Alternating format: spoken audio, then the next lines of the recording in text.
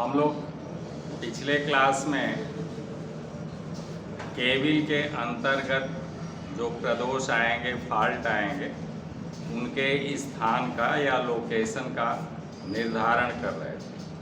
तो हम लोगों ने ब्लेवियर टेस्ट पढ़ा, उसके बाद पास परीक्षण जिसमें कि दो प्रकार का है, मुर्रे और वार्ले।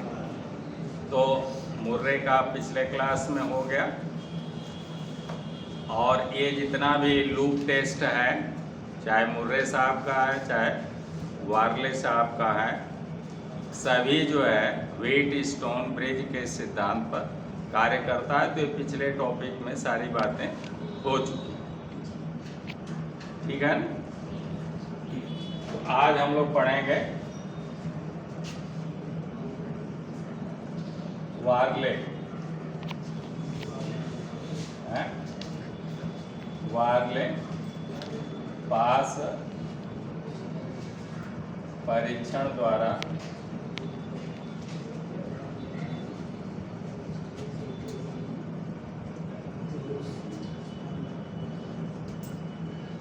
प्रदोष के स्थान का निर्धारण।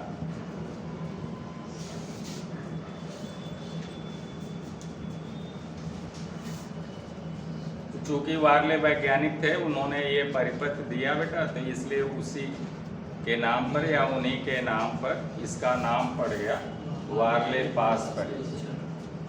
ये भी व्हीटस्टोन ब्रिज के सिद्धांत पर काम करेगा। किस पर काम करेगा? बहुत पूछता। तो ये भी जो है व्हीटस्टोन, व्हीटस्टोन ब्रिज के सिद्धांत पर, ब्रिज के सिद्धांत पर कार्य करता है।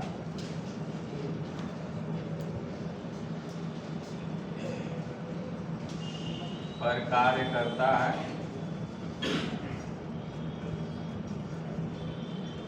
वो क्या करता है? P/Q बराबर संतुलन की दशा। संतुलन की दशा में क्या हो जाएगा? संतुलन की दशा, संतुलन की दशा में PQ, ये हमें जो है ज्ञात प्रतिरोध है, और S अज्ञात प्रतिरोध, ठीक है। और हम लोग जानते हैं कि R बराबर होता है बेटा ρ×L/A। तो R जो है सीधे समानुपाती है L। यानी अगर हम लोग प्रतिरोध जो है 2 गुना कर देंगे, तो या लंबाई 2 गुना कर देंगे तो प्रतिरोध 2 गुना हो जाएगा, या फिर हमें प्रतिरोध 2 गुना करना होगा तो लंबाई भी 2 गुनी करनी पड़ेगी, ठीक। दोनों अंश में है। इसको लंबाई आधा कर देंगे, प्रतिरोध भी आधा हो जाएगा। लंबाई चौथाई कर देंगे, प्रतिरोध भी चौथाई हो जाएगा। इस तरह से जब हमें प्रतिरोध पूरी केबिल का मालूम रहता है कि इतने मीटर लंबी केबिल का प्रतिरोध इतना ओम है, तो अब इतने प्रतिरोध का मान जो है कितनी लंबाई वाली केबिल का होगा, तो उससे हम लोग जो है फॉल्ट का लोकेशन ज्ञात करते हैं। यही प्रतिरोध ज्ञात। दूसरा का आपने लिखा, दूसरा का आपने पॉइंट लिखा कि इस परीक्षण में भी एक अतिरिक्त स्वस्थ केबिल की आवश्यकता हो। इस परीक्षण में भी एक अतिरिक्त स्वस्थ केबिल की आवश्यकता होती है।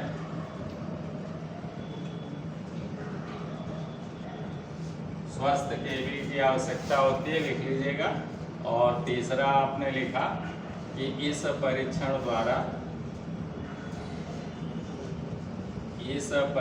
द्वारा कभी कभी यही पूछता है कौन कौन फॉल्ट ज्ञात कर सकते। तो परीक्षण द्वारा भूप्रदोष यानी अर्थ फॉल्ट जिसे कहेंगे, वह लघुपथ प्रदोष, इन दोनों का स्थान निर्धारित कर, इसे अर्थ फॉल्ट कहेंगे, इसे शॉर्ट सर्किट, और उनके स्थान का निर्धारण करेंगे, लोकेशन निर्धारित करेंगे। तो पहले हम लोग जो है अर्थ फॉल्ट के लिए ही सर्किट बना लेते हैं। तो इनके द्वारा बेटा अर्थ लिख लें,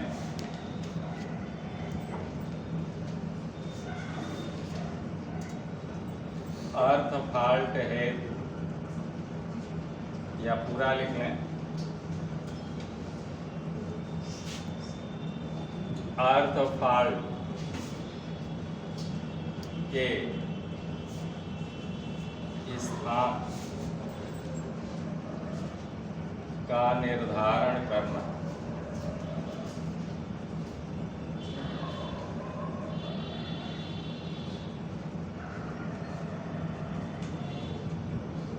क्या करेंगे, एक स्वस्थ केबल ले लेंगे,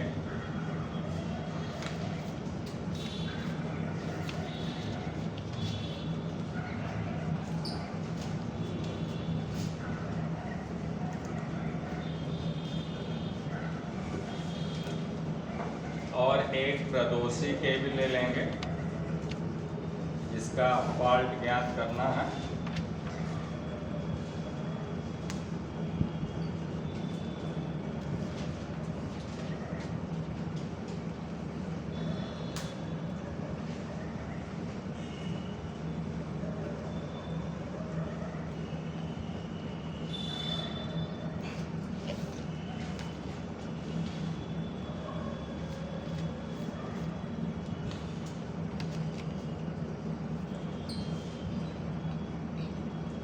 पूरे की लंबाई L मीटर है।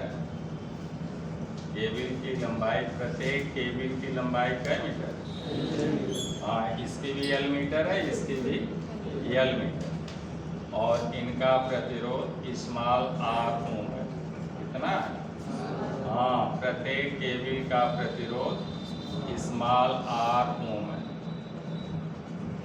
इसका भी r ओम है, इसका भी r ओम है। ये वाली केबल जो है आपकी हेल्दी केबल, ये है हेल्दी केबल, और ये वाली है आपकी फॉल्टी केबल।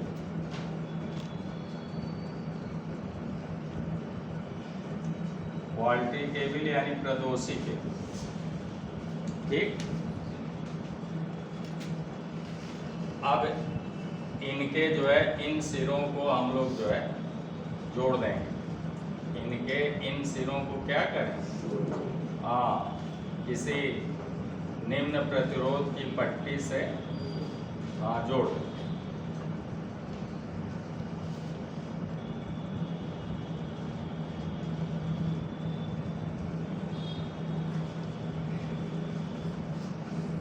और इसका यहाँ से हम लोग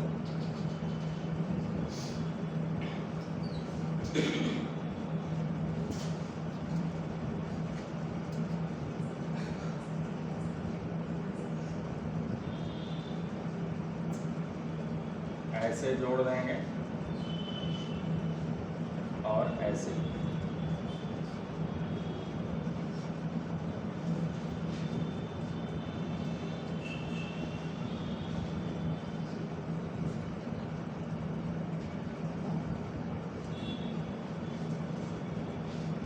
यहाँ पर हम लोग बेटा एक प्रतिरोध S लगा देंगे।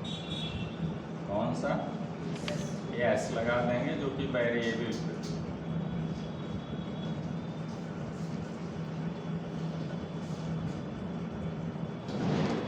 ऐसे तीर बना देंगे, तो इसका मतलब ये कैसा हो गया?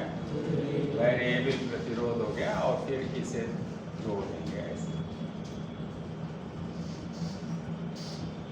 यहाँ पर प्रतिरोध Q लगा दें।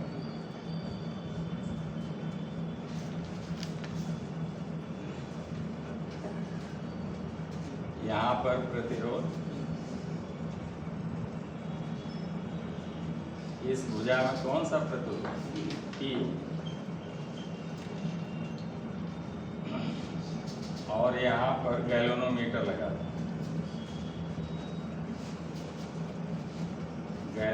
मीटर का रीडिंग कितना आना चाहिए? 0 आना चाहिए। ये हो गया गैलोनोमीटर।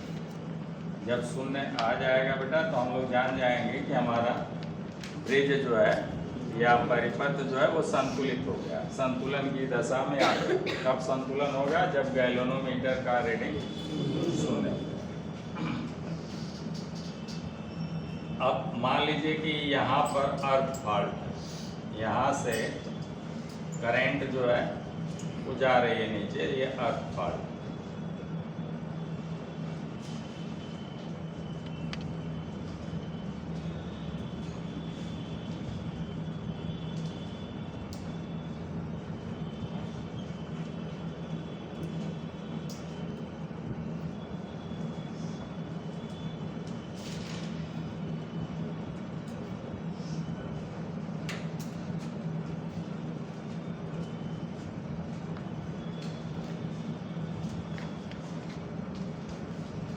ये जो है बेटा प्रतिरोध कैपिटल R ओम है, और वो कहाँ से? ये यहाँ से ये यहाँ, कहाँ तक? हाँ, यहाँ। ये जो है निम्न प्रतिरोध की कड़ी है। ये क्या? ये वाली निम्न प्रतिरोध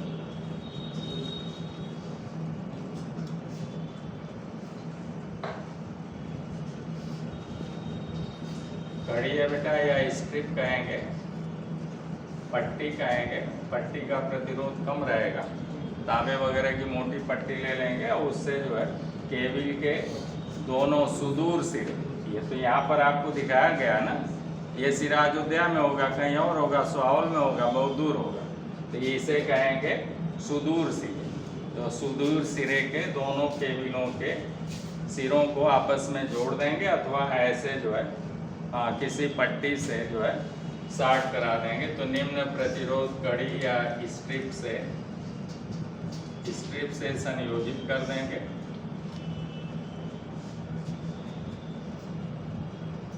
या उसी को कहेंगे शार्ट करा देंगे। क्या करा? हाँ, शार्ट सर्किट करा देंगे।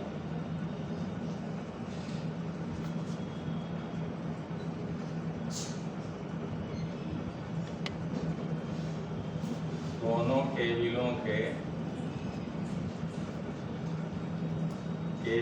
के सुदूर सिरों को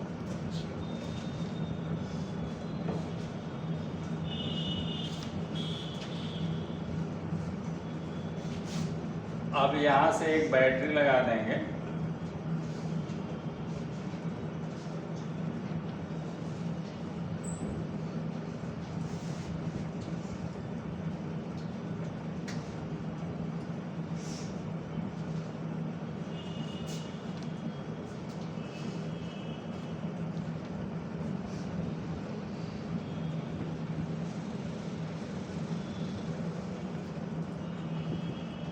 बेटा कुंजी के और इसके स्टड को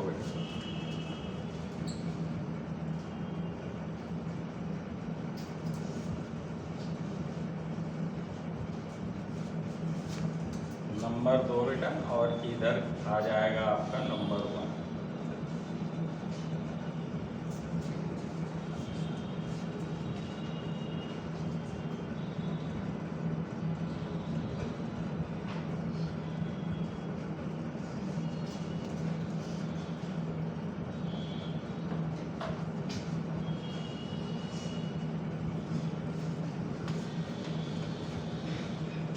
क्लियर हो गया?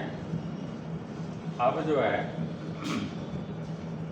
इस प्रतिरोध को हम लोगों ने x मान लिया, क्वालिटी बिंदु तक के प्रतिरोध को कितना मान लिया? x ओम मान लिया। क्वालिटी बिंदु ये है आपका परीक्षण सिरा बेटा, यही है फॉल्टी केबल। फॉल्टी केबल के ये वाला सिरा कौन सा सिरा बोला जाएगा? टेस्टिंग इंड बोला जाएगा, या परीक्षण सिरा बोला जाएगा।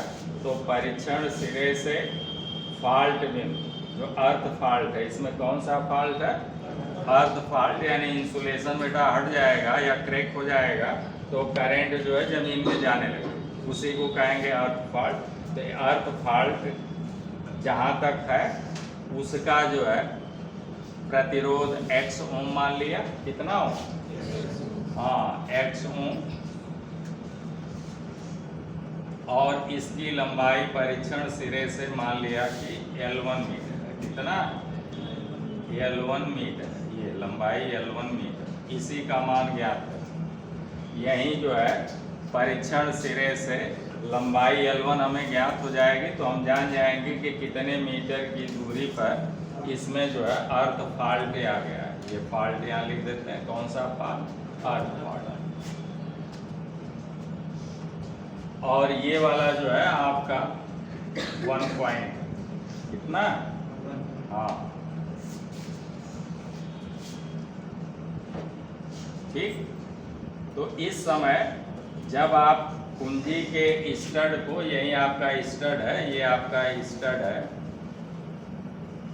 स्टड माने एक तरह से राड होता है, ठीक है, उसे हम लोग स्टड बोलते हैं। जैसे स्टड में क्या होता है बेटा कि हेड नहीं होता। स्टड में या तो दोनों तरफ ऐसे राड रहेगी, दोनों तरफ चूड़ियाँ बनी रहेंगी, इधर भी इधर भी, और बीच में उसे जो पकड़ कर कसते हैं, उसमें हेड नहीं होता है। तो ऐसी आकृति को हम लोग स्टड बोलते हैं।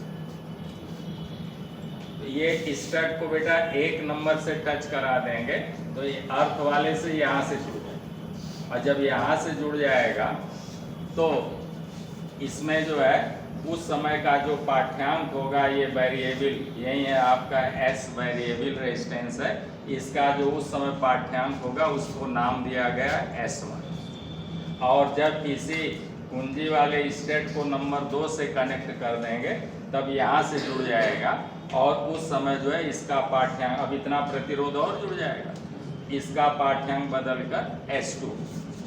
2 नंबर पर जोड़ने पर इसका पाठ्यांक S2 ओम, और 1 नंबर से जुड़ने पर इसका पाठ्यांक S1 ओम। क्लियर हो गया? तब जो है हम लोग कौन सा फार्मूला लगाएंगे? इसी L1 की लंबाई ज्ञात करने के लिए बेटा, यानी कहेंगे परीक्षण सिरे से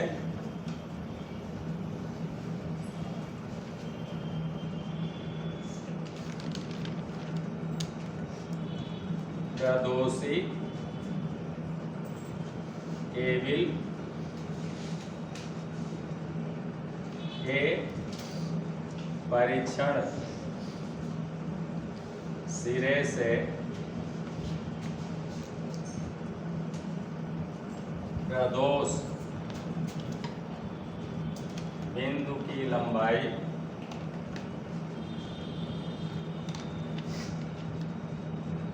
पोस्ट में L1, लंबाई L1, यही है लंबाई L1 का मान याद करेंगे, P गुणे कोष्ठ में S2 माइनस S1 गुणे L बेटा बटे में P प्लस U गुणे स्मॉल r, इतना आएगा मीटर। इतना क्या? हाँ बेटा, ये आपका फार्मूला।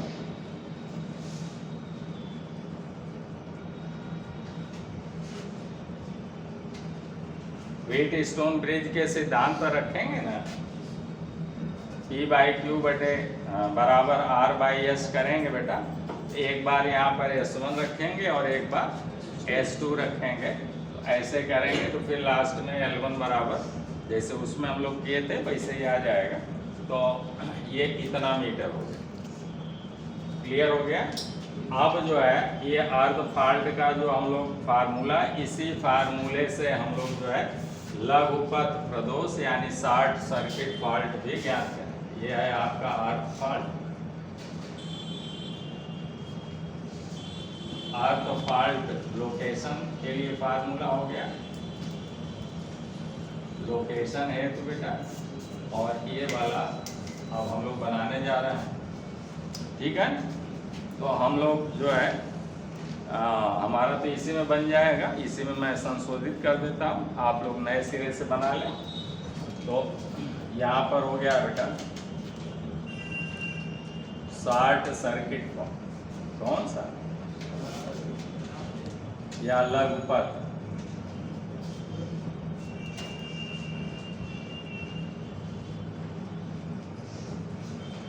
शॉर्ट सर्किट फाल्ट के स्थान का निर्धारण करना बेटा, अथवा हिंदी में कहेंगे लघुपथ।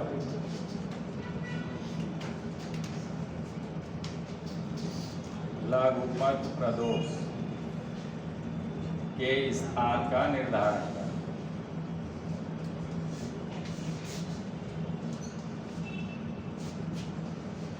अब क्या होगा कि यहाँ पर जो है, जो दोनों केबिल प्रदोषी हैं, 60 जिनमें हो रहा, 60 सर्किट हो रहा है, अब यही जो है यहाँ पर अर्थ ना दिखा के उनको हम लोग जो है केबिल दिखा देंगे और ऐसे जो है 60 सर्किट वाला बना देंगे। अब दूसरी केबिल जो है 60 वाली हम लोग ले लेते हैं।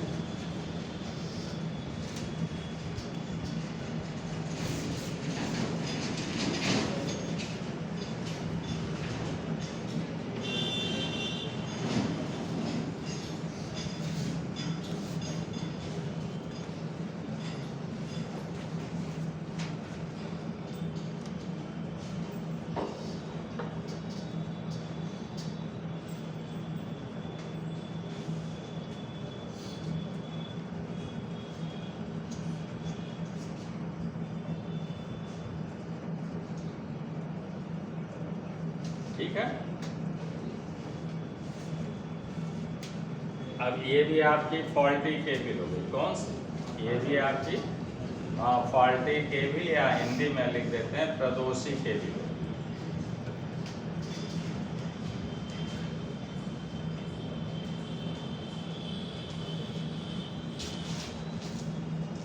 ये दोनों केबिलें बेटा प्रदोषी केबिल है, इन्हीं दोनों में 60 सर्किट हो रहा है, इसका भी इंसुलेशन और इसका भी इंसुलेशन। जब हम लोग अंडरग्राउंड केबिल डालेंगे तो कल बात हो रही थी कि जब दो केबिलों का बेटा इंसुलेशन पास ही जो है वो डैमेज हो जाए या फॉल्टी हो जाए या क्रैक हो जाए या फिर जो है हम लोग कहते हैं फेल्योर हो जाए, तो ऐसी दशा में इस केबिल का और इस केबिल के कोर जो है वो टच करने लगेंगे तो हमारा शॉर्ट सर्किट होने लगेगा। तो ये देखिए दोनों, यहाँ भी फॉल्ट है और यहाँ भी है इंसुलेशन फॉल्ट, तो ये दोनों में शॉर्ट सर्किट होने लगा।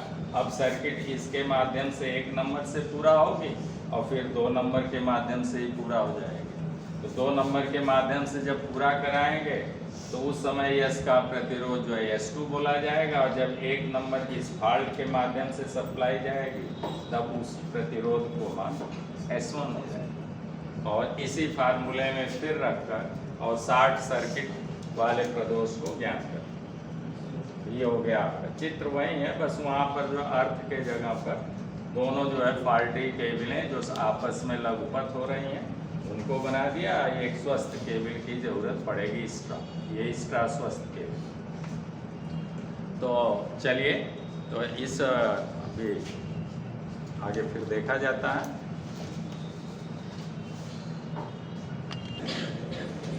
अब हम लोग देखेंगे आज लाइटनिंग अरेस्टर। हम लोग जानते हैं कि आकाश में जब बादल चलते हैं, मूव करते हैं बेटा, तो उनके बीच जो है घर्षण होता है जिसके कारण वो आवेशित हो जाते हैं। और जब ज़्यादा घर्षण होता है, ज़्यादा आवेश पैदा होता है, तो उसके कारण जो है चमक भी उत्पन्न होती है, प्रकाश भी बहुत तेज उत्पन्न होता है और गड़गड़ाहट की ध्वनि भी बहुत तेज सुनाई पड़ती है। तो वो आवेश की टेंडेंसी ऐसी होती है कि वो विसर्जित होना चाहता है, उसकी अपेक्षा हमारे पृथ्वी का विभव शून्य है या ऋणात्मक है। तो इस तरह से वो आकाशीय आवेश जो है डिस्चार्ज होने के लिए या विसर्जित होने के लिए मार्ग की तलाश करता है, वो पृथ्वी की ओर आना चाहता है। कि हम पृथ्वी में चले जाएं और विसर्जित हो। तो इस टेंडेंसी के तहत वो नीचे की ओर आता है, और जब उसे प्रॉपर मार्ग मिलता, प्रॉपर मार्ग मतलब तड़ित चालक। तड़ित चालक क्या है? तो आपने कहा कि वह ऐसी युक्ति है जो कि तड़ित धारा या तड़ित आवेश के प्रवाह में निम्न अवरोध उत्पन्न करता है और उस आवेश को पृथ्वी में विसर्जित कराता है। ऐसी युक्ति को हम लोग तड़ित कहते हैं, या लाइटनिंग अरेस्टर कहते हैं, या तड़ित चालक कहते हैं। तो वो अगर पथ आपने नहीं दिया तो वो क्या करता है कि जब इस टाइप का प्रॉपर उसे जो है पथ नहीं मिलता है, तो वो जो है बहुत ऊंची जो बहुमंजिली इमारतें हैं, मल्टी स्टोरी बिल्डिंगें हैं, उनकी ऊंचाई काफ़ी होती है, तो वो उनके माध्यम से उनको अपना जो है मार्ग बना लेता है, उनके माध्यम से जो है ज़मीन में जाने लगता है, अथवा हमारी चिमनी के माध्यम से, अथवा हमारे जो है ये जो हम लोगों ने लाइन बिछा रखा है, ठीक है, हमारी जो है ट्रांसमिशन लाइन है, टावर है, या डिस्ट्रीब्यूशन लाइन है, तो इन सब लाइनों को अपना जो है वो मार्ग बना लेता है और इनके माध्यम से वो ज़मीन में जाने का प्रयास करता है। अब आगे आपने लिखा कि इसका जो है बेटा एक डायरेक्ट लाइटनिंग स्ट्रोक है और एक indirect lightning stroke. Lightning stroke जो है, जो डायरेक्ट वाला है, उसमें क्या है कि जब तड़ित वाला मार्ग उसे नहीं मिलेगा तो वो बिल्डिंग को ही अथवा जो भी माध्यम है उसे डायरेक्ट जो है वो बना लेता है और उसके माध्यम से वो ज़मीन में विसर्जित होने लगता है। तो उस वस्तु को वो जिसको मार्ग बनाता है उसे एकदम जला देता है, तो उसे हम लोग कहते हैं डायरेक्ट लाइटनिंग स्ट्रोक। स्ट्रोक यानी प्रघात। और जब हम लोग जो है ऐसे किसी माध्यम पर आया और उसको हम लोग जो है किसी तड़ित चालक के माध्यम से जमीन में उतार दिए, तो उसे कहते हैं इनडायरेक्ट। कौन सा? अप्रत्यक्ष। क्लियर हो गया? तो इसी आकाशीय बिजली से बचाने के लिए हम लोग जो है लाइटनिंग अरेस्टर अथवा तड़ित चालक का प्रयोग करते हैं, ठीक है। तो तड़ित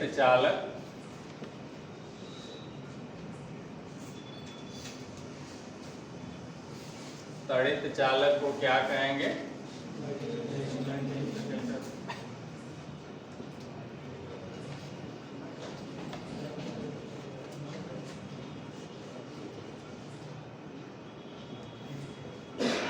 लाइटनिंग अरेस्टर।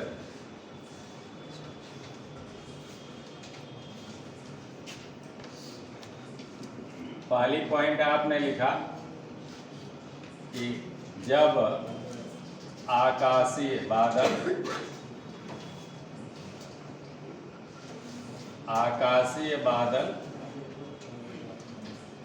आपस में टकराते हैं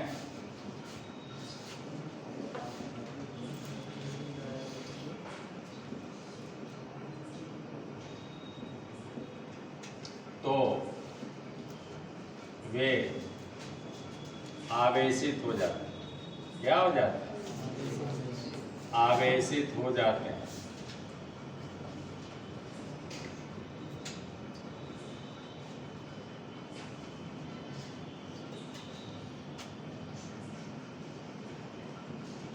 दूसरा आपने लिखा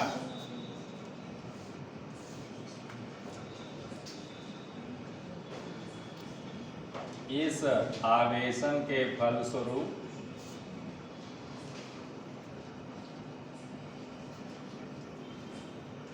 तेज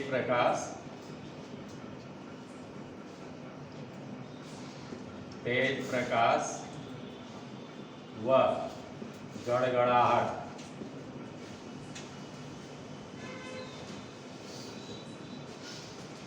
ये ध्वनि उत्पन्न होगी।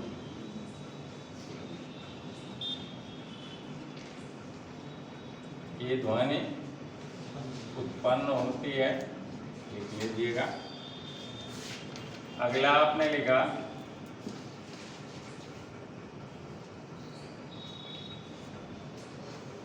ये आवेश, ये बादलों वाले आवेश बेटा या लाइटनिंग वाले आवेश भू यानी अर्थ,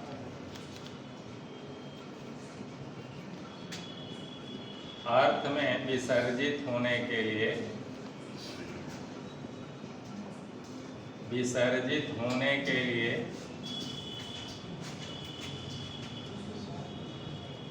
भू की ओर,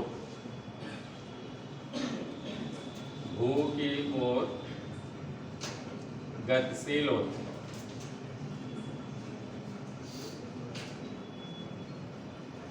क्योंकि भू का विभव जो है शून्य है अथवा निगेटिव है, तो आवेश जो है जमीन में विसर्जित होने चाहते हैं, इसलिए जमीन की ओर मूव करते हैं आवेश।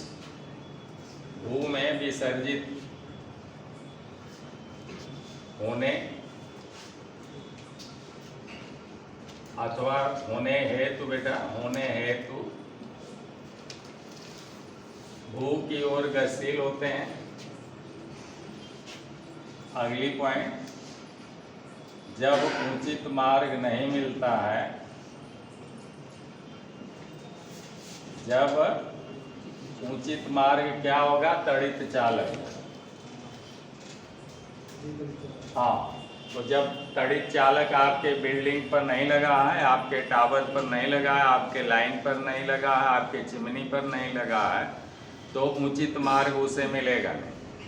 तब क्या होगा, जब उचित मार्ग यानी तड़ित वाला, तड़ित चालक मार्ग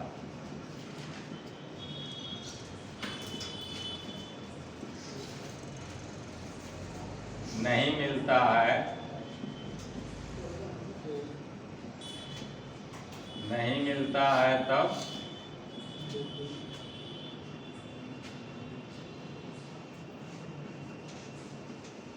तब आकाशीय आवेश है, तब आकाशीय आवेश भवन, चिमनी, टावर या transmission line, transmission line oblique distribution line,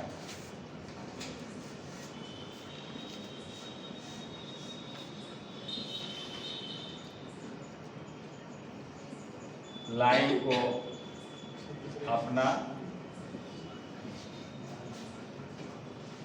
माध्यम बनाता है।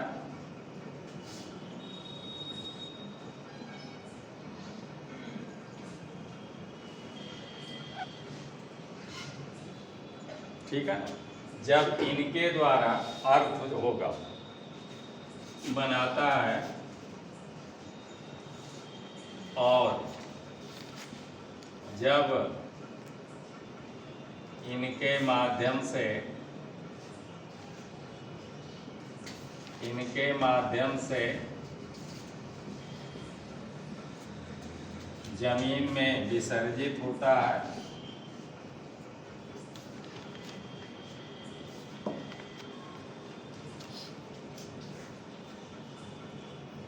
तो क्या करता है,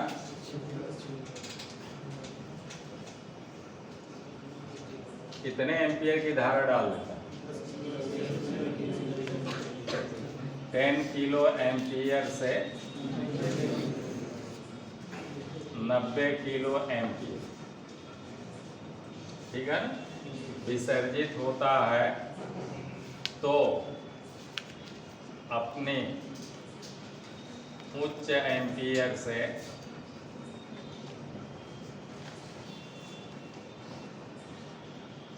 वस्तु को जला देता है।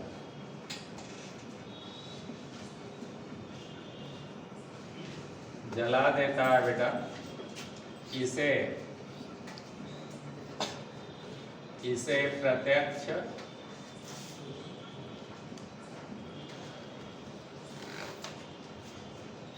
लाइटनिंग स्ट्रोक कहेंगे।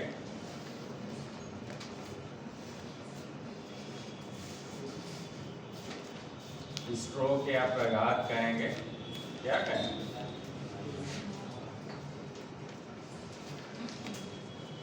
या फिर कहेंगे डायरेक्ट,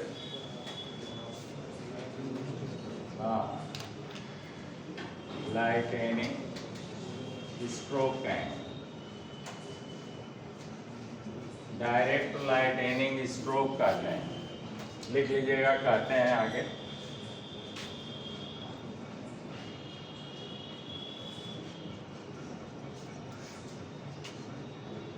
अगला, जब इन्हें उचित मार्ग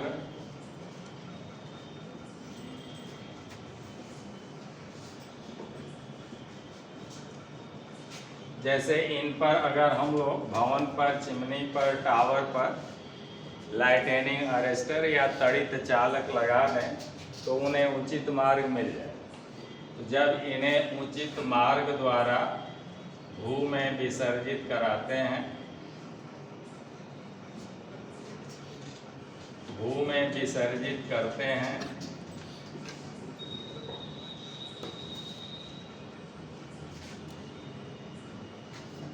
तब इसे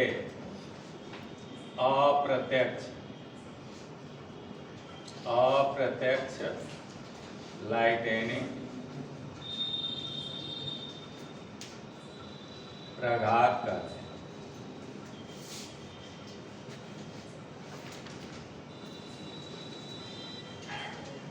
यानी बेटा इनडायरेक्ट, क्या कहें? हाँ, इनडायरेक्ट, बटिया लाइटनिंग स्ट्रोक कहते हैं। अब हमारा जो है तड़ित क्या है बेटा, तो हम लोगों ने लिखा तड़ित चालक क्या है।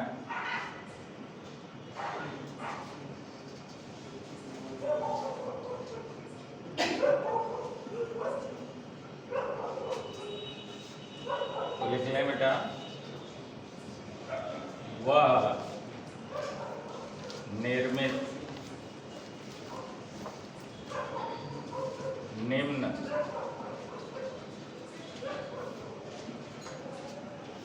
निम्न प्रतिरोध वाला, वह निर्मित निम्न प्रतिरोध वाली युक्ति बेटा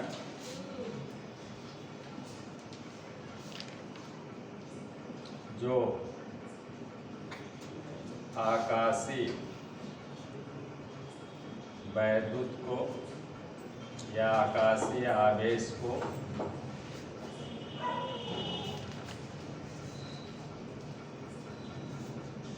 सरल मार्ग द्वारा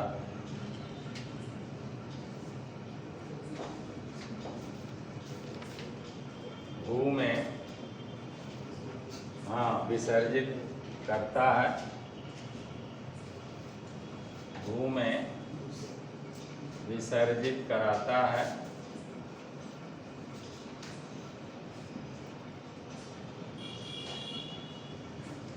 उसे तड़ित चालक कहते हैं।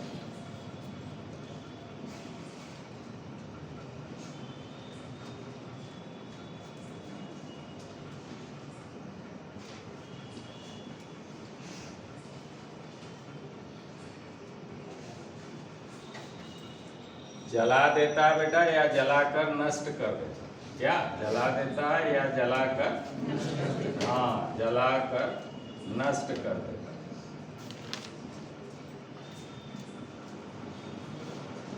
पंखा बंद कर दो भाई। उसे तड़ित चालक कहते हैं। विसर्जित कराता है उसे तड़ित चालक कहते हैं, और इसके कारण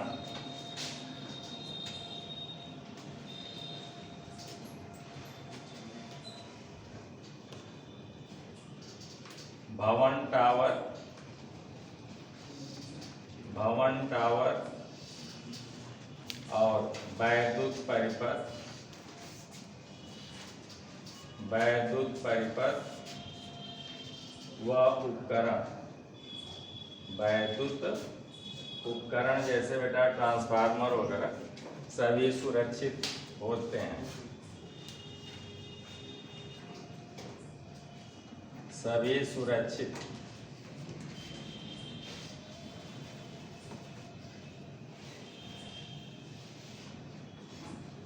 या हो जाते हैं या होते हैं। ये हो गया त्वरित चालक यानी लाइटनिंग अरेस्टर। अब हम लोग लिखेंगे त्वरित चालक के प्रकार। क्या लिखेंगे? त्वरित चालक के प्रकार।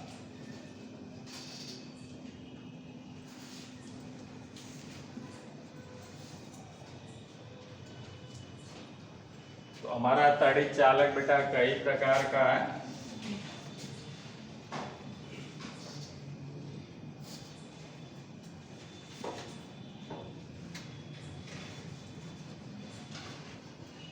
पहला आपने लिखा हॉर्न गैप,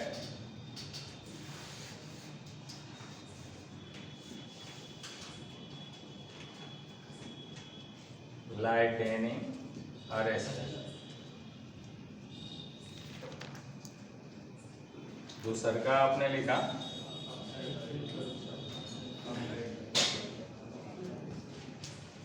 ऑक्साइड फिल्म,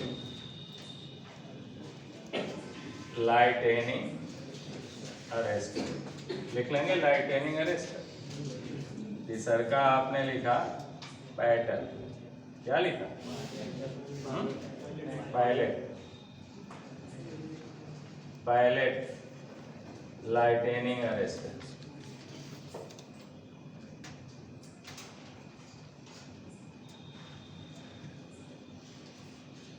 फिर लिखा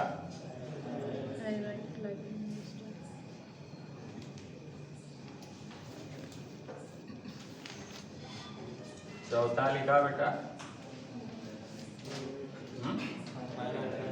थायराइड, थायराइड लाइटनिंग अरेस्टर या फिर त्वरित चालक। अगला पांचवा दिख रहा हो, ओवरहेड। चलिए इंग्लिश में लिख देते हैं ओवरहेड ग्राउंडेड, ग्राउंडेड त्वरित चालक। लिख लेंगे आगे।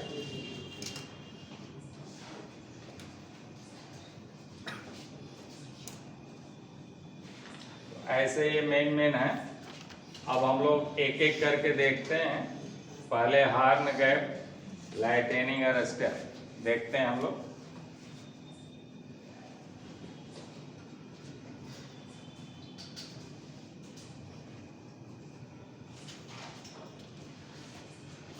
चित्र आप लोगों को भी बनाना होगा।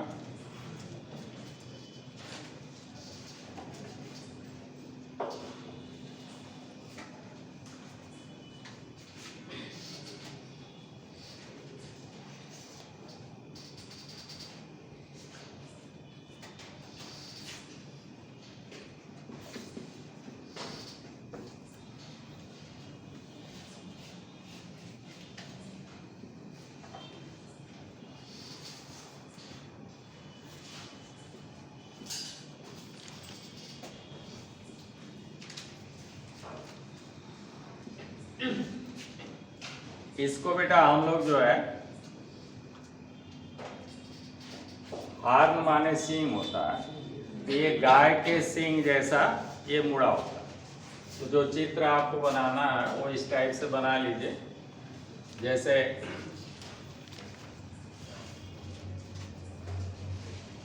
ये आपका पोल हो गया,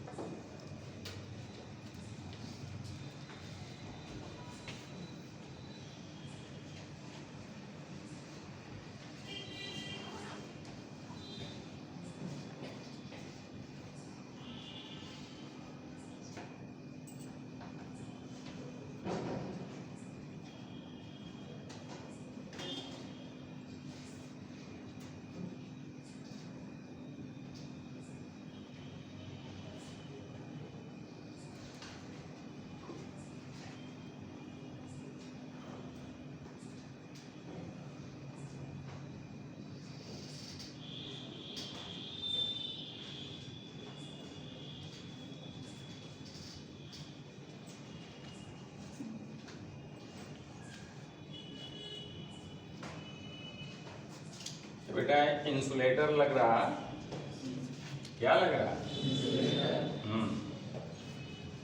ये पोल में जो है हम लोगों के इंसुलेटर लग गए।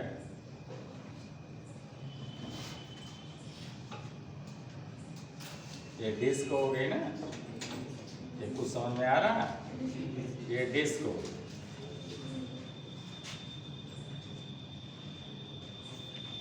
और यहाँ भी लगा दिया ऐसे ही।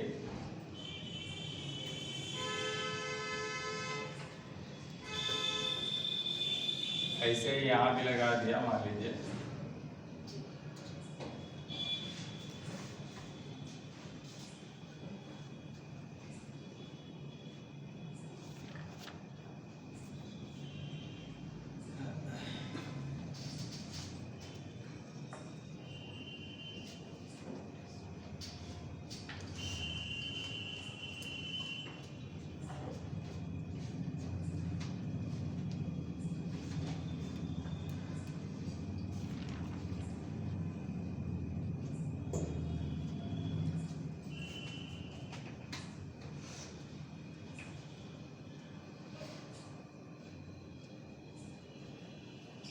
ये सबसे ऊपरी तार हो गया,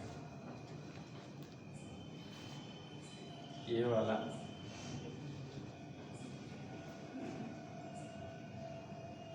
ये हो गया नीचे वाला। ये तीनों फेज चले गए। ये क्या हो गया? Line conductor. ठीक। अब यहाँ पर मान लीजिए कि हम लोगों की आकाशीय बिजली सबसे ऊपर वाले कंडक्टर पर ही पहले आएगी। किस पर आएगी? हाँ, ये आपका आकाशीय बिजली आ रही है। ऐसे ऐसे कर दीजिए जैसे आपका मन हो वैसे भैया, ठीक है ना?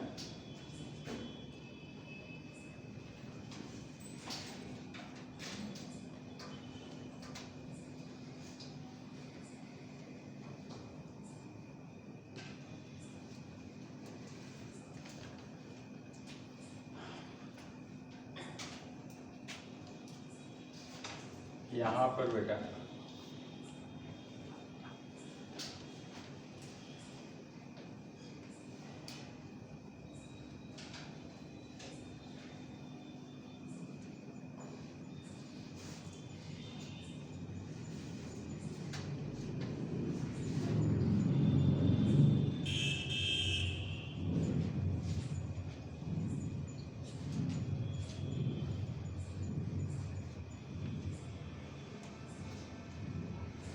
ऐसे बना लीजिए।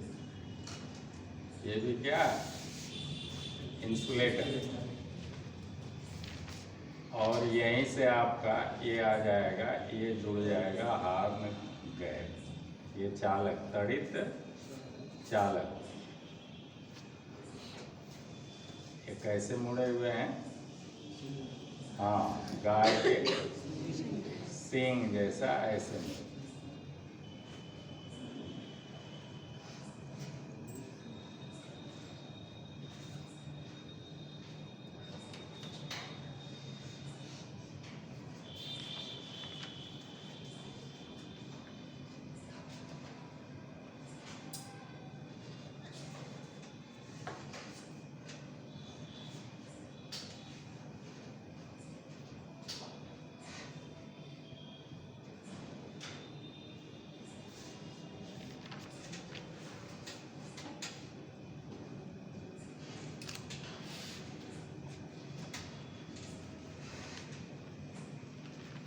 ये चला गया आपको।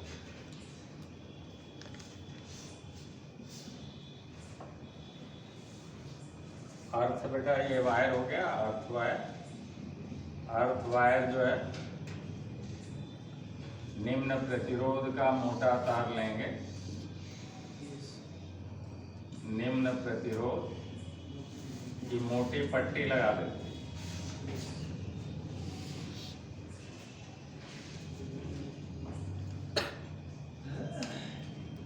मोटे तार का प्रतिरोध निम्न होता है।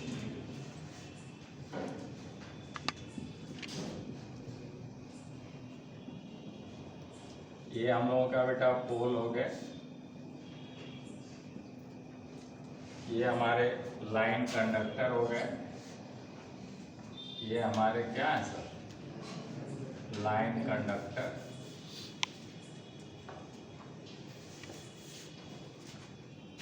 ये जो है हमारे इंसुलेटर है, ये क्या है, हाँ इंसुलेटर है। यहाँ से जो है बेटा आप सप्लाई ऊपर वाले तार से जोड़कर, यहाँ से जो है जोड़कर और ले आएंगे और इसमें जोड़ देंगे, इसमें जोड़ देंगे, इसमें यहाँ जोड़ देंगे।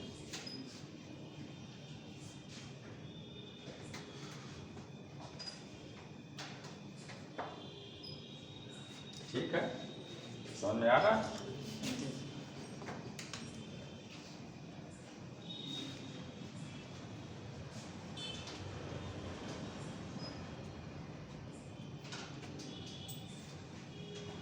ये क्या है बेटा, ये है आपका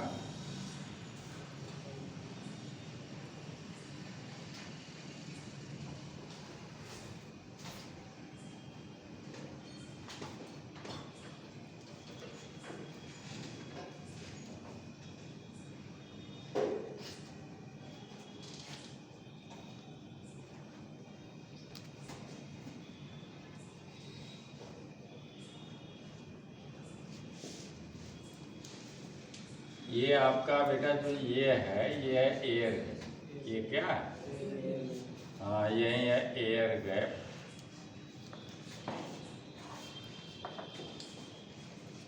ये वाला जो है यही है लाइटनिंग वाला जो अरेस्टर है, यही सिंग है या चालक है, तो लिख लेंगे हॉर्न गैप चालक।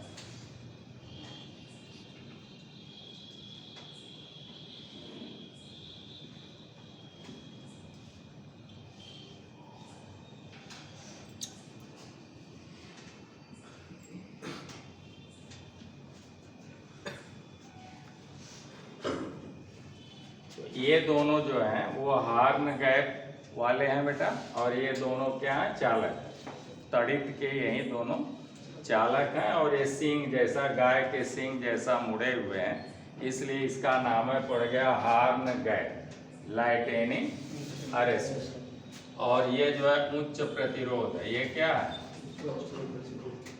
उच्च प्रतिरोध।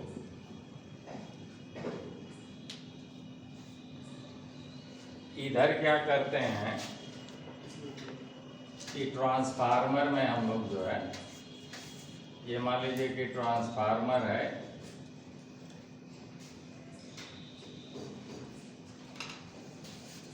ये हो गया ट्रांसफार्मर या परिणामित्र।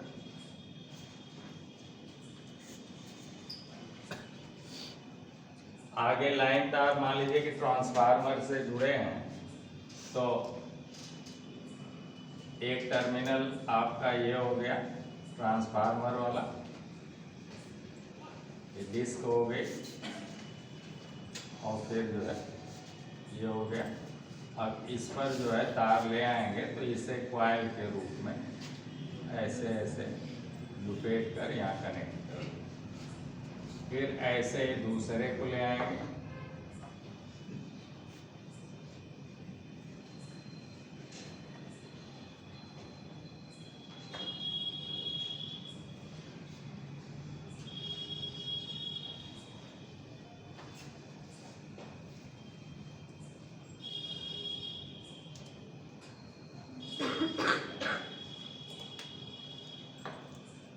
ऐसे तीसरे को।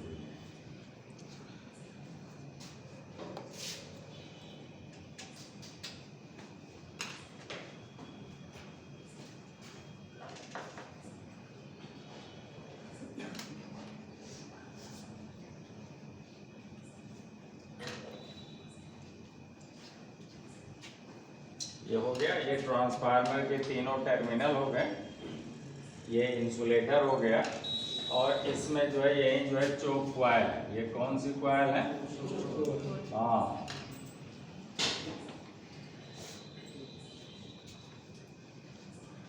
चोक क्वाइल।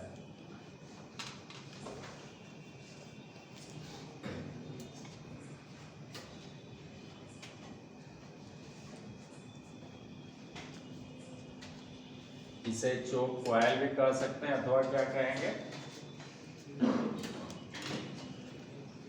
उच्च प्रतिघात कॉइल या कुंडली, उच्च प्रतिघात कुंडली। उच्च प्रतिघात को कहेंगे हाई बेटा रिएक्टेंस,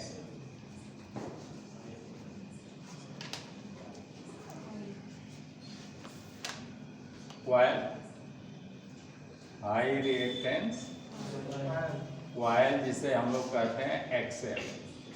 एक्सएल बराबर 2 पाई FL ओम। अतः एक्सएल समान अनुपाते हो गया F और L।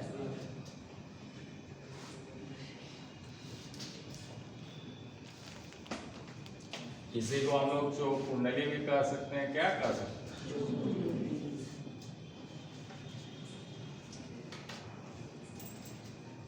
और ये कैसी कुंडली है? उच्च प्रेरकत्व वाली। कौन वाली? High reactance. प्रतिघात, प्रतिघात को हम लोग क्या कहते हैं? एक्सएल कहते हैं। और एक्सएल बराबर 2 पाई FL ओम होता है। तो एक्सएल जो है फ्रीक्वेंसी, एफ क्या है? फ्रीक्वेंसी, फ्रीक्वेंसी के सीधे समानुपाती। और एल क्या? प्रेरकत्व अथवा स्वप्रेरण गुणांक होता है कुंडली का, हेनरी। क्लियर है? फ्रीक्वेंसी जो है सप्लाई की हमारे इंडिया में जो फ्रीक्वेंसी है बेटा वो 50 है। ठीक है ना? तो जब इसका मान 50 रखेंगे तो इसका जो ओमिक मान है वो देखिए कम रहेगा। जब एफ का मान 50 रखेंगे तो ओमिक मान इसका कम रहेगा। पक्का? और जब हमारी आकाशीय बिजली गिरेगी ऊपरी तार पर तो क्या होगा? वो इधर भी मान लीजिए भागेगी और इधर भी आएगी। तो जब इधर आएगी तो ये क्या करेगा कि इसका जो है फ्रीक्वेंसी, आपने कहा कि आकाशीय बिजली की फ्रीक्वेंसी हमारे सामान्य फ्रीक्वेंसी से कई गुना अधिक होती है। तो जब बेटा मान लीजिए 5 गुना 10 गुना अधिक है तो हमारी 50 है तो उसकी 500 फ्रीक्वेंसी हो जाए, 300 फ्रीक्वेंसी हो जाए, 300 हर्ट्ज। तो यहाँ पर अब जब 300 मान रखेंगे तो एक्सएल यानी ओमिक मान बहुत अधिक बढ़ जाता है।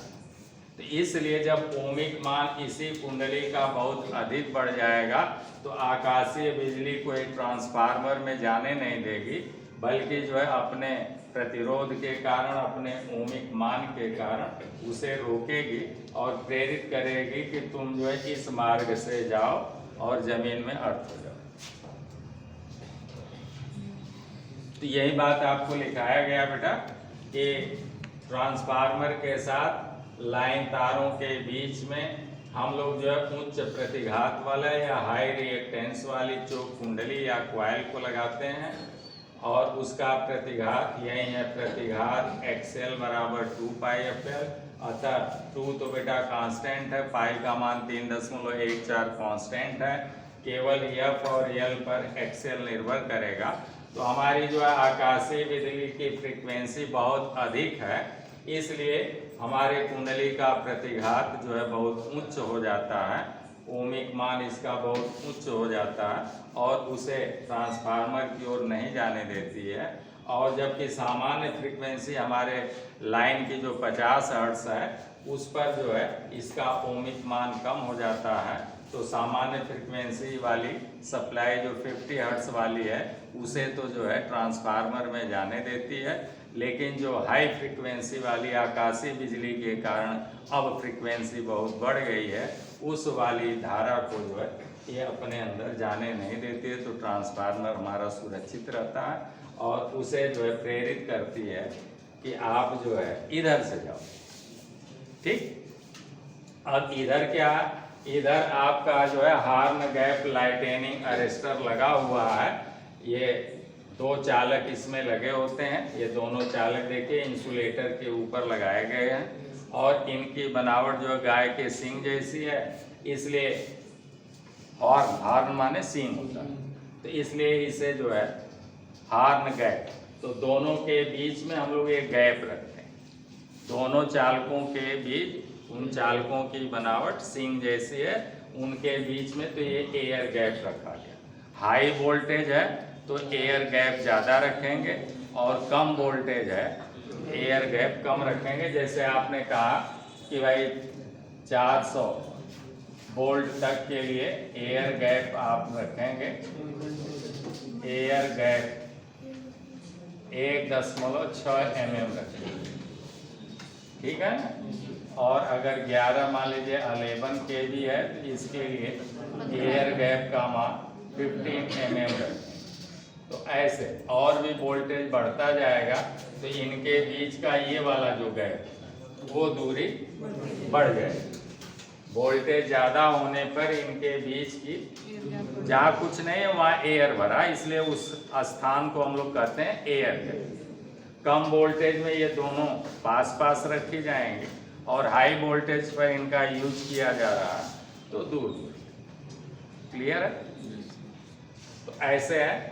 अब क्या होता है कि दूसरी वाली जो इनकी प्लेट है या कंडक्टर है या चालक तार है, उसे हम लोग जो है उच्च प्रतिरोध वाले अर्थ वायर से, लिखा अर्थ वायर से कनेक्ट कर देते। तो ये सामान्य दशा में काम नहीं करेगा। सामान्य दशा में इनकी वर्किंग नहीं, सामान्य दशा में आपकी सप्लाई चलती रहेगी, इनकी भी वर्किंग नहीं।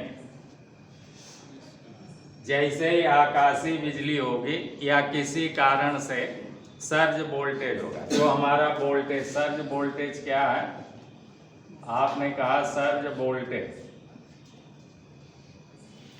सर्ज वोल्टेज क्या है बेटा? तो आपने कहा कि सामान्य वोल्टेज, सामान्य वोल्टेज में यदि 20% की वृद्धि हो जाए, कि वृद्धि हो जाए, तब बड़े वोल्टेज को, एक तरह से बड़े वोल्टेज को सर्ज वोल्टेज कहते हैं, या वृद्धि को क्या कहते हैं? सर्ज वोल्टेज कहते हैं। ऐसा आकाशीय आवेश के या आकाशीय धारा के उतरने के कारण ऐसा होता है, क्योंकि उसकी टेंडेंसी है जमीन की ओर आने। तो अगर हम लोग टावर है तो टावर, लाइन है तो लाइन कोई अपना माध्यम ये बनाती है और उसके माध्यम से उतरना चाहती है। अब अगर ये हम लोग जो है उचित मार्ग नहीं देंगे, यानी तड़ित चालक नहीं लगाएंगे, तो ये हमारे जो है लाइन तार को ध्वस्त कर सकती है, जला सकती है, ट्रांसफार्मर को जला सकती है। तो वो जो है एक तरह से हो जाएगा डायरेक्ट वाला जो है स्ट्रोक, ठीक है ना। और जब उचित मार्ग दे देंगे इनडायरेक्ट हो जाएगा। तो इसी सर्ज वोल्टेज से होने वाली क्षति को बचाने के लिए बेटा हम लोग जो है तड़ित चालक का प्रयोग करेंगे। तो सामान्य दशा में कोई भी तड़ित चालक है वो वर्क नहीं करेगा। इनका काम है जब आकाशीय बिजली गिरेगी तभी ये अपना फंक्शन स्टार्ट करेंगे, और वो भी कब स्टार्ट करेंगे? जब सामान्य वोल्टेज से हमारा 20% वोल्टेज का मान बढ़ जाएगा। तो जैसे ही बेटा इस पर आपका जो है आकाशीय बिजली का प्रभाव पड़ा, कोई ज़रूरी नहीं कि इस तार के ऊपर गिरे, केवल ऊपर से गड़गड़ाहट और चमक भी होगी रेंज में। जहां आपकी टावर लगा है उसके रेंज में कहीं भी अगर बादल आपस में टकरा रहे हैं, गड़गड़ाहट की ध्वनि हो रही है, बिजली आपकी चमक रही है, प्रकाश आपको दिखाई दे रहा है, तो इसीलिए देखते होंगे ना, लगता है कि एकदम नीचे ज़मीन में आ गई, इतनी चमक। तो वो जो है बेटा इस तार के वोल्टेज को, यानी आपके लाइन के वोल्टेज को बिना टच किए ही प्रभावित कर देगा, आपका वोल्टेज बढ़ जाएगा। तो हम लोग क्या करेंगे कि ऊपरी तार को जो है सीधे जो है जोड़ देंगे हार्न गैप के बेटा एक चालक से, और दूसरे चालक को अर्थ से जोड़ देंगे। जैसे 20% एक्स्ट्रा वोल्टेज होगा तैसे ही इनके बीच में आर्क उत्पन्न होने लगेगा। इनके बीच में क्या उत्पन्न होगा? आर्क उत्पन्न होने लगेगा, और जब आर्क उत्पन्न होने लगेगा तो दोनों चालक का एक तरह से लिंकअप हो जाएगा। अब जो है इसकी सप्लाई इसमें आर के माध्यम से जाने लगेगी और वो सप्लाई फिर इस माध्यम से होते हुए जमीन में जाने लगेगी। ठीक है।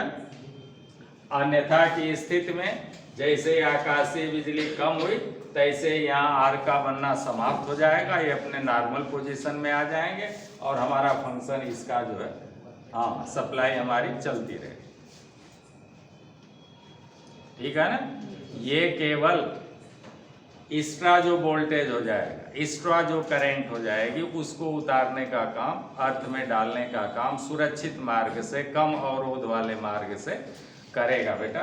तो इस तरह से हमारा इधर की सारी युक्तियां, हमारा लाइन तार, पूरा लाइन, टावर, ये ट्रांसफार्मर, अन्य भी जो डिवाइसेस लगी हैं वो सब सुरक्षित रहे। पक्का हो गया? क्लियर? तो यही बातें हम लोगों ने लिखा। फिर आगे देखते हैं अगला टॉपिक। तो हम लोगों का हार्न गैप लाइटनिंग अरेस्टर के बाद अब हम लोग लेते हैं ऑक्साइड फिल्म लाइटनिंग अरेस्टर।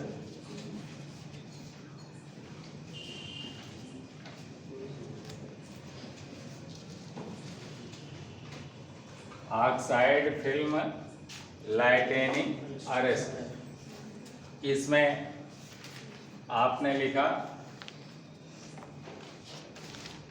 कि इसमें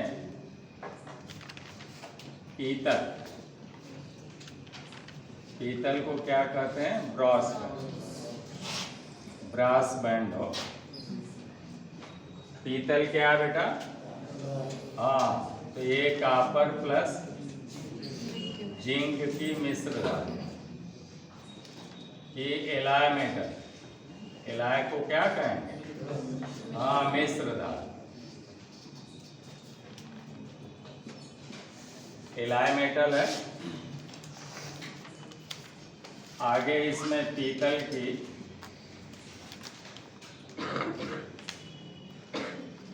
की 2 डिस्क लेते हैं।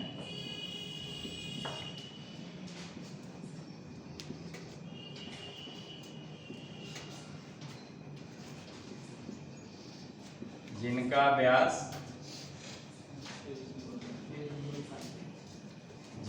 व्यास बेटा 6.35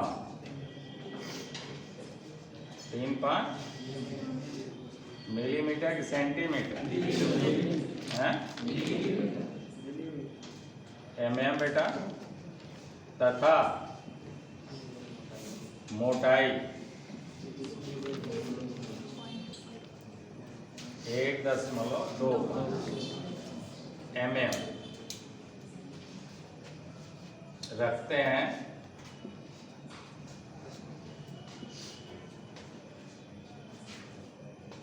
तीसरी पॉइंट, इन दोनों पीतल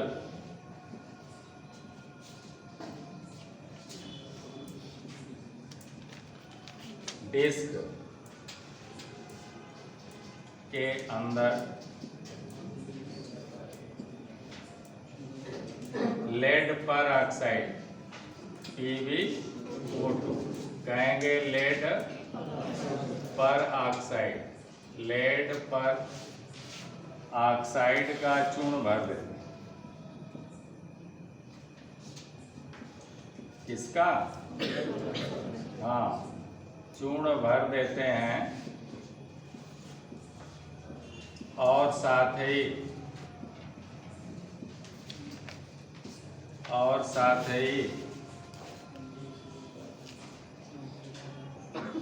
पीतल की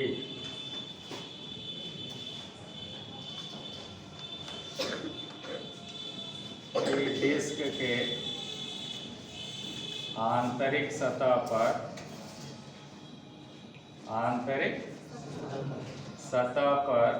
वैद्युत रोधी वार्निश का लेप कर दो। या कोटिंग कर लेप कर देते हैं।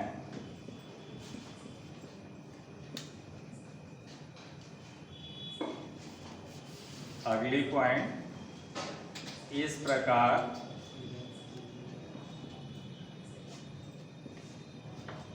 तैयार एक डिस्क 300 वोल्ट के लिए 300 वोल्ट के लिए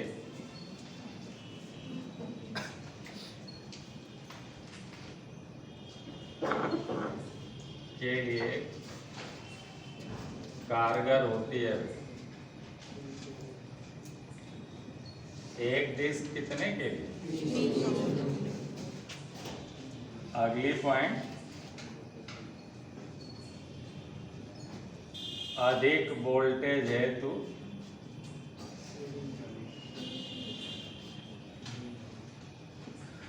इन्हें आवश्यकतानुसार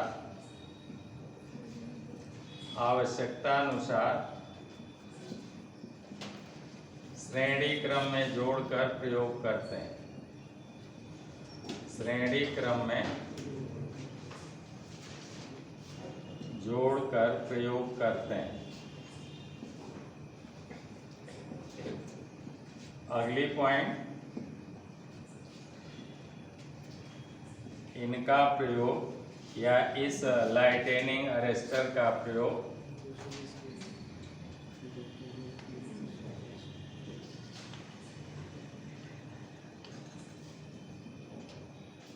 (220 kV तक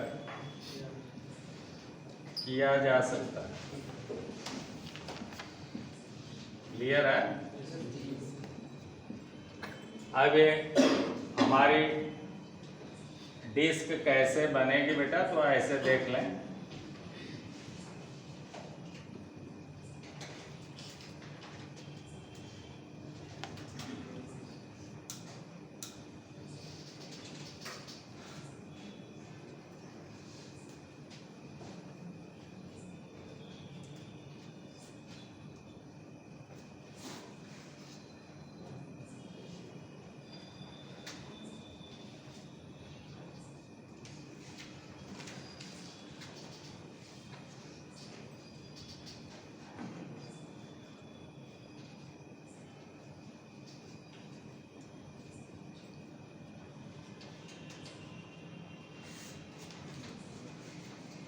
ये बन गई। ये ऊपर और नीचे जो है बेटा, ये क्या है? ये ब्रास यानी पीतल। ये भी है ब्रास यानी पीतल, लिख देते हैं।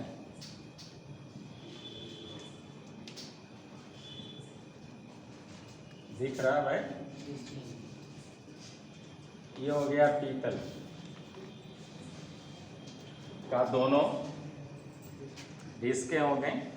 और इनके अंदर जो है, इनके अंदर क्या भरा है? इनके अंदर आपका PbO2 का चूर्ण भरा है।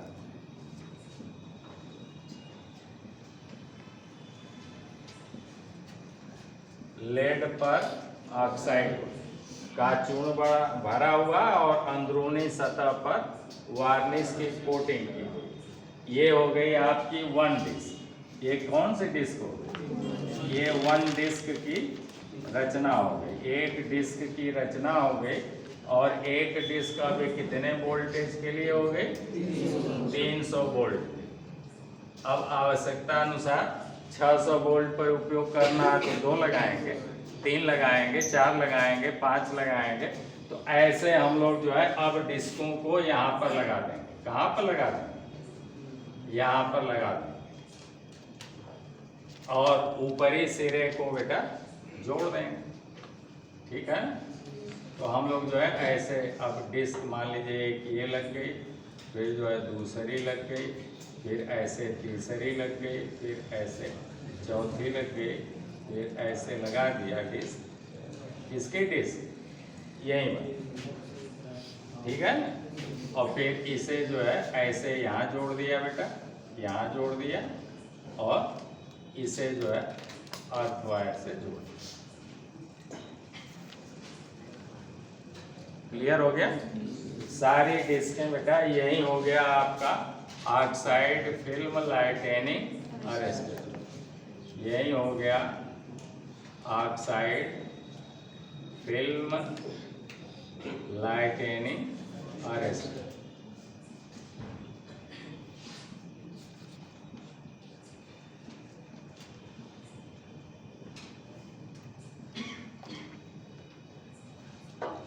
ये ऐसे डिस्कें जितनी आवश्यकता अनुसार बेटा हम लोग लगाते हैं। अब क्या होगा, सामान्य परिस्थितियों में ये कार्य नहीं करेगा, लेकिन जैसे ही बेटा आकाशीय बिजली गिरेगी और फिर 20% करीब वोल्टेज बढ़ेगा, सर्ज वोल्टेज, तो ये कुचालक है। ये सब क्या है, इसके अंदर जो भरा है ये सब क्या है, कुचालक है।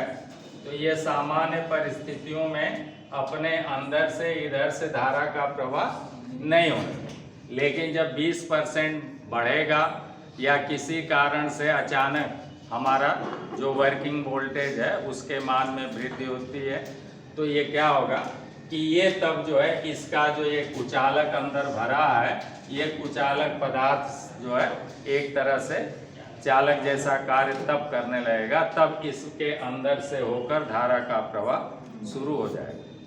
ठीक है ना?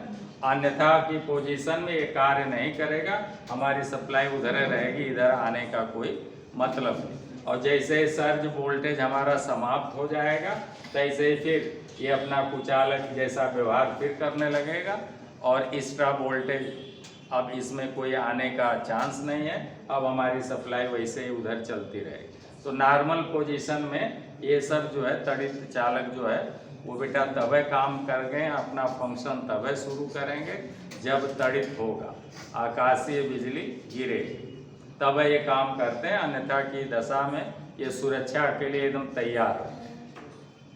ठीक है ना भाई? हाँ, चलिए फिर आगे देखते हैं।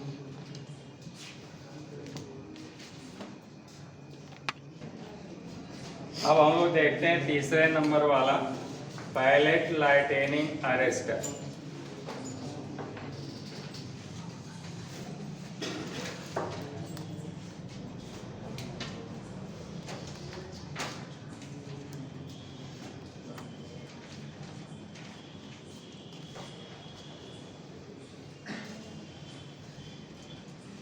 पायलट लाइटेनिंग अरेस्टर में क्या है कि पोर्सिलीन हम लोग जानते हैं विद्युत का कुचालक है।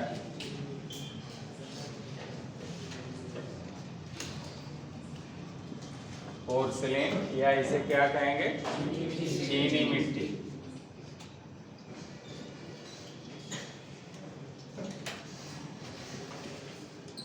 पोर्सिलीन या चीनी मिट्टी की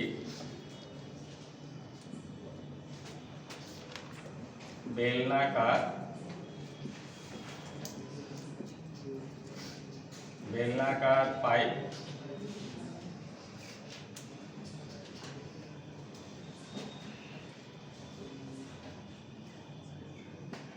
जिसका व्यास, आंतरिक व्यास 6.5 cm होता है,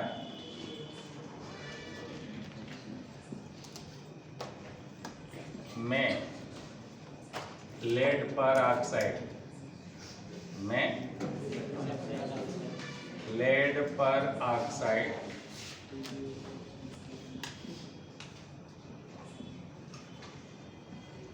इसी का बेटा ऑक्साइड फिल्म वाले का ये थोड़ा उसमें संशोधित करके बनाया गया है।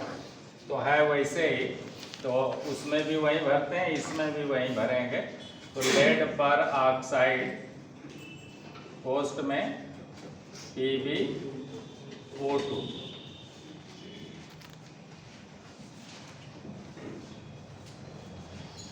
की गोलियां, ये क्या भरेंगे, गोलियां, इसीलिए उसे पैलेट बोला गया। तो गोलियां भरी होती हैं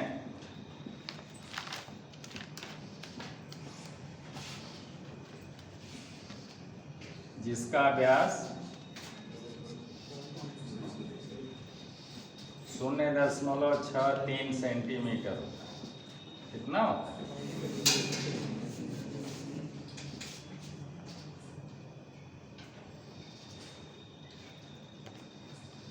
और इस पर लेप भी चढ़ा होता है गाय का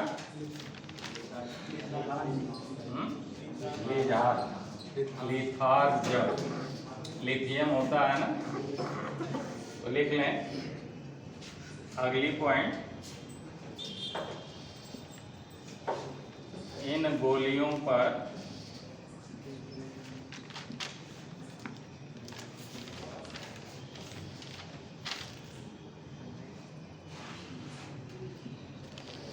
लिथार्ज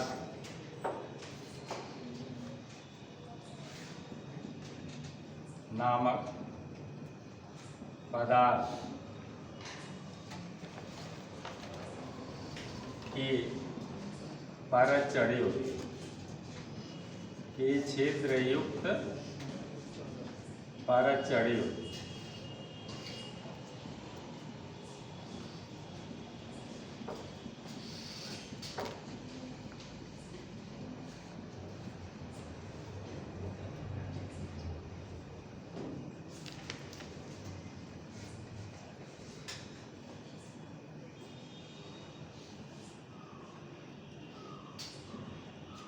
इस चीनी मिट्टी की पाइप, बेलनाकार पाइप के दोनों सिरों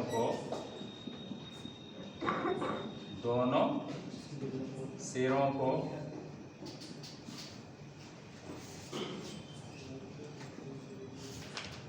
धातु कैप से बंद कर देते हैं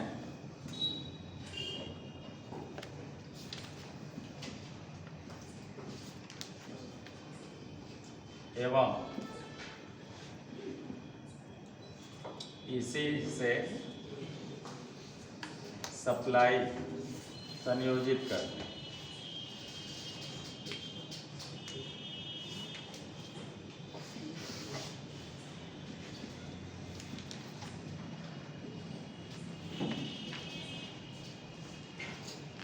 अगला लिखें,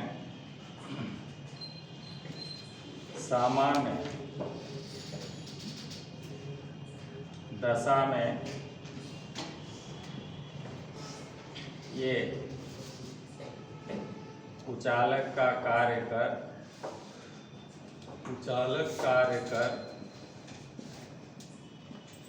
अपने अंदर से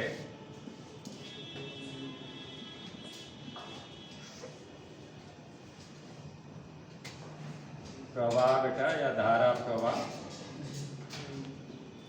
नहीं होने देती।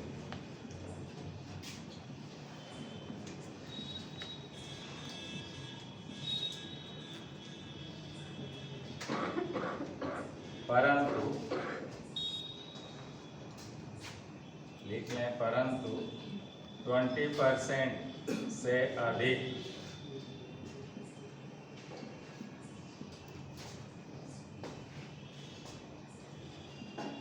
आकाशीय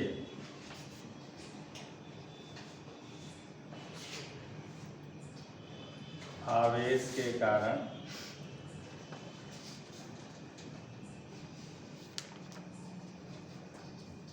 वोल्टेज वृद्धि होने पर ये चालक बन जाती हैं।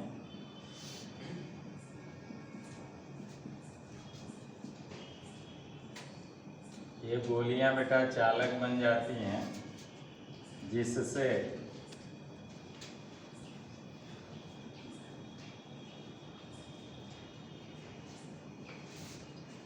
आकाशीय आवेश के भू विसर्जन हेतु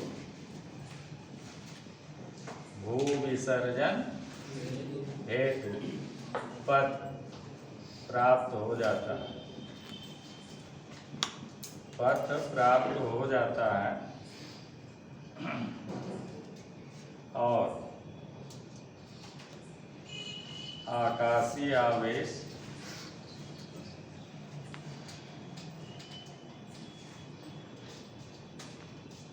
पृथ्वी में सरल मार्ग से चला जाता है, हमारी लाइन सुरक्षित रहती, हमारी लाइन सुरक्षित रहती है। अगला आपने लिखा है इसका प्रयोग, यानी इस पायलट लाइटनिंग अरेस्टर का प्रयोग जो है, इसका प्रयोग 66 केवी की लाइनों में करते हैं। इसका प्रयोग 66 केवी की लाइनों में प्रयोग करेंगे। तो एक बेटा यहाँ पर अब हम वो लगा देते हैं पायलट वाला। तो एक बेलनाकार जो है ऐसे हम लोगों का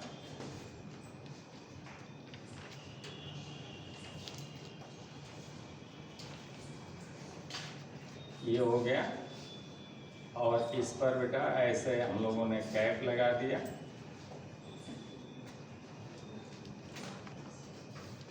और ऐसे यहाँ पर भी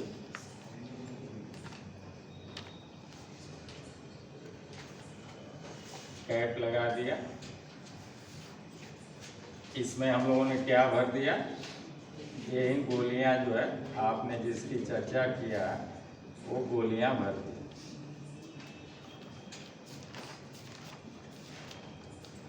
ठीक, क्या है कि लेड पर ऑक्साइड की ये अंदर गोलियां भरी, और ये ऊपर वाला सिरा को यहाँ कनेक्ट कर दिया, इससे सप्लाई से कनेक्ट कर दिया, और निचले वाले सिरे को अर्थ से कनेक्ट कर दिया।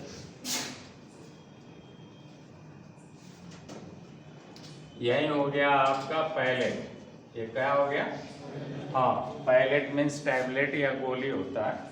यही हो गया पायलट, ये वाला हो गया। ये जो है पोर्सलिन की, ये काहे की है, हाँ यही है आपकी पोर्सलिन या चीनी मिट्टी।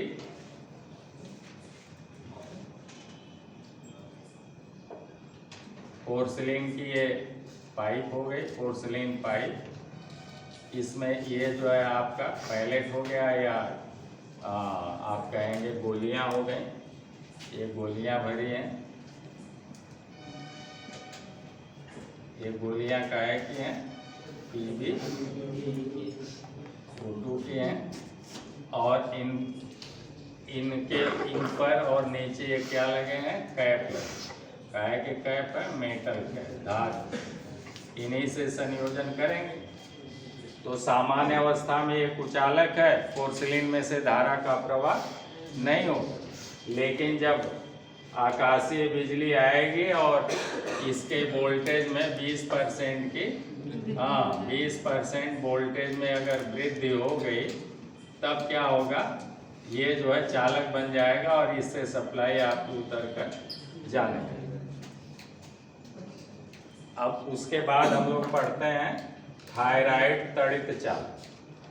ठीक है, क्या पढ़े, हाँ थायराइड लाइटेनिंग अरेस्टर। इसको मिटा देते हैं।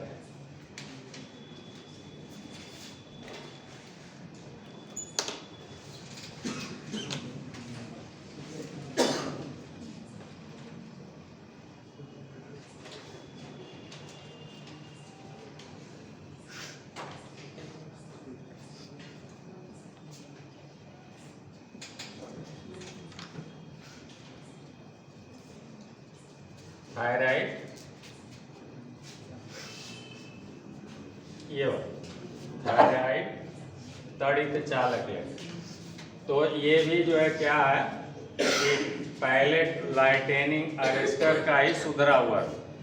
अब यहाँ पर हम लोग क्या करेंगे, आपने देखा कि यहाँ पर अब गोलियों के बजाय हम लोग डिस्क का प्रयोग करेंगे। काहे का प्रयोग?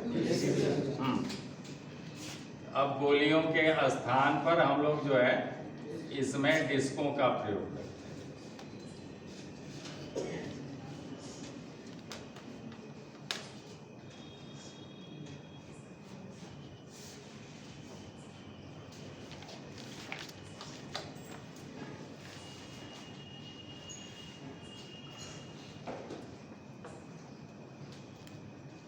यही आपने लिखा।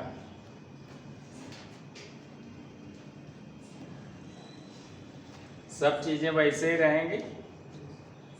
इनमें जो ये डिस्क है, ये कुचालक है, ये काहे का बना है, तो ये डिस्क जो है आपकी अकार्बनिक,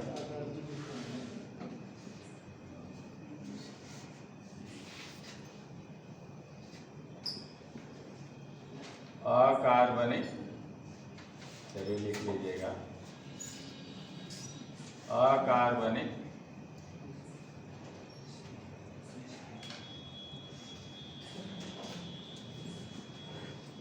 पदार्थ प्लस थायराइड,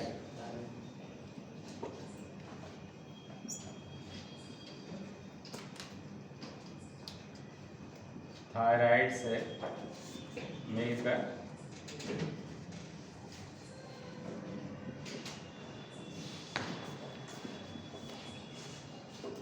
ये डिस्क जो है बेटा इससे मिलकर बनी होती है, इसीलिए इसे थायराइड लाइटनिंग अरेस्टर भी कहते हैं।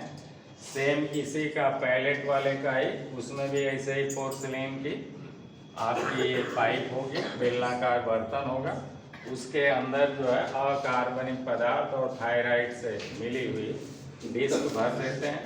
सामान्य परिस्थितियों में ये भी कुचालक है, कार्य नहीं करेगा, अपने अंदर से धारा का प्रवाह इसका नहीं होने देगा।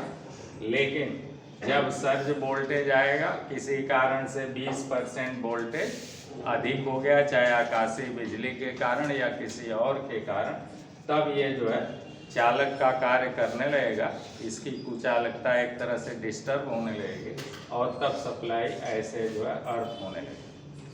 और जैसे अर्थ हो जाएगी तैसे ही फिर इसका फंक्शन खत्म हो जाएगा और सर्ज वोल्टेज जैसे ही हटा तैसे ही इसका कार्य समाप्त हो गया, फिर ये शांत हो जाएगा और इधर अब कोई सप्लाई जाने नहीं देगी। ठीक है। अब अगला है बेटा ओवरहेड ग्राउंडेड लाइन। क्या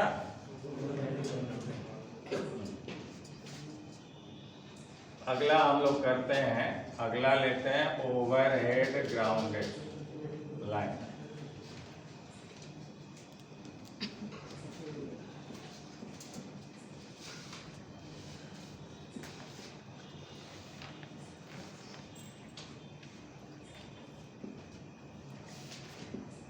तो हम लोग देखते हैं कि सभी टावर के ऊपर से, सभी टावर के ऊपर से, यहाँ से, ये सभी टावर के ऊपर से, यहाँ से और यहाँ से, ठीक है ना, ये तार एक दौड़ाते हैं, ऐसे सारे टावरों पर ऐसे दौड़ाए भैया। और इन्हें जो है हम लोग क्या किए रहते हैं, अर्थ भी किए रहते हैं। इन्हें क्या किए रहे हैं, हाँ, अब इससे कोई मतलब नहीं है। अब इस तार को हम लोग जो है अर्थ भी किए रहते हैं भैया।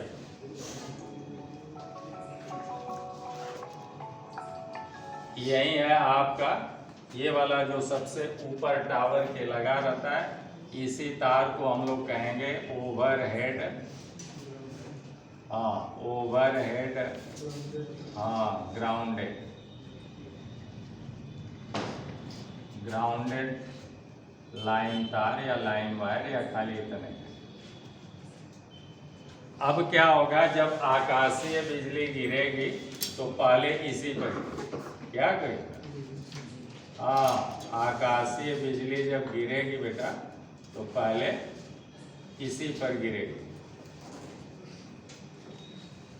और जब इस पर गिरेगी तो ये क्या होगा कि यहाँ से सप्लाई अर्थ कर देगा और इन लोगों को पूरा एकदम सुरक्षा प्रदान कर। तो यही आपने लिखा कि चूंकि ये सबसे ऊपर है तो आकाशीय बिजली या जो भी आवेश फर्स्ट ऑफ ऑल आएगा वो इसे ओवरहेड ग्राउंडेड लाइन, और चूंकि ग्राउंड यानी अर्थ ऑलरेडी किया हुआ है तो इसके कारण जो है ये जो है बढ़े हुए वोल्टेज को, जब तक इसमें सप्लाई आएगी नहीं तब तक इससे कोई मतलब नहीं।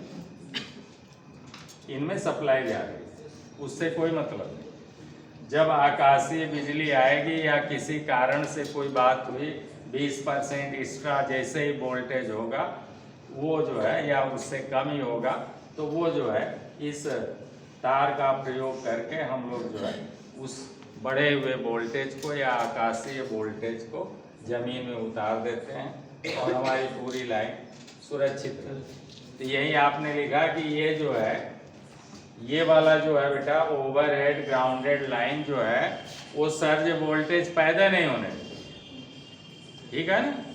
जैसे ही कुछ भी आएगा इसके पास वो सीधे ग्राउंड है भेज देगा, और ऐसे ही सारे खंभे आपके जुड़े रहेंगे तो पूरी लाइन के साथ साथ ये भी तार दौड़ाया जाता है और इसको अर्थ भी किया जाता है। इस तरह से लाइन बिछाने का खर्चा बढ़ जाता है, लेकिन ये जो है देखिए ना कि सुरक्षित बहुत रखता है। हर परिस्थितियों में ये जो है सर्ज वोल्टेज नहीं होने देगा, थोड़ा मोड़ा भी बढ़ा तो उसे जो है बाईपास कर देगा, अर्थ कर देगा, और खर्चा थोड़ा बढ़ेगा लेकिन सुरक्षा जो है ज़्यादा।